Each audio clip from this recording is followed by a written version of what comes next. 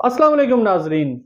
इस्लामी तारीख में आपको जगह जगह ये देखने का मौका मिलेगा कि इस्लाम को जब भी मुश्किल सोचों से टकराना पड़ा तो इसके तमाम करता धर्ताओं ने एक आवाज होकर इल्हाद का मुकाबला करने की बजाय मुल्हिदों से मुकाबला कर डाला।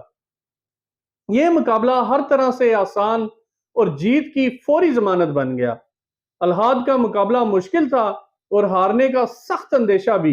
इस आंख मचोली ने इस्लाम और इल्हाद में इतना बड़ा फासला पैदा कर दिया कि दोनों का करीब आना नामुमकिन होता गया। आज इल्हाद का मुकाबला करने के लिए इस्लाम को साइंस और फलसफे के आला दर्जे का इल्म और जदीद तहकीक की मशीनरी दरकार है, जो मगरबी यूरोप और शमाली अमेरिका की दरसगाहों के सिवा मिलना बहुत दुश्वार और किसी हद तक नामुमकिन है। यह मुमकिन नहीं कि इससे बचा जा सके। ग्लोबलाइजेशन जैसे जैसे आगे बढ़ेगी, मुसलमानों की आने वाली नस्लों को अपनी गिरफ्त से निकलने नहीं देगी।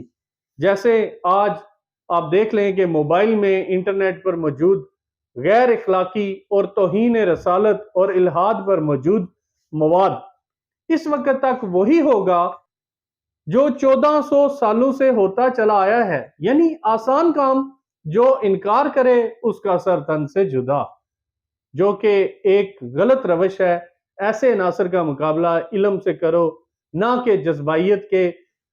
इसकी जिंदा मिसाल इसराइल है। चंद करोड़ अफराद पर मुश्तमिल मुल्क अपने इल्म और हिकमत से पूरी दुनिया को कंट्रोल कर रहा है।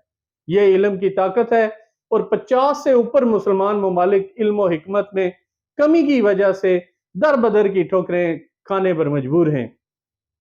लिहाजा इल्म और हिकमत से काम लो, ना कि जज्बाइयत से। अपने मेजबान हारून रशीद को अगले प्रोग्राम तक इजाजत दीजिएगा। अल्लाह हाफिज।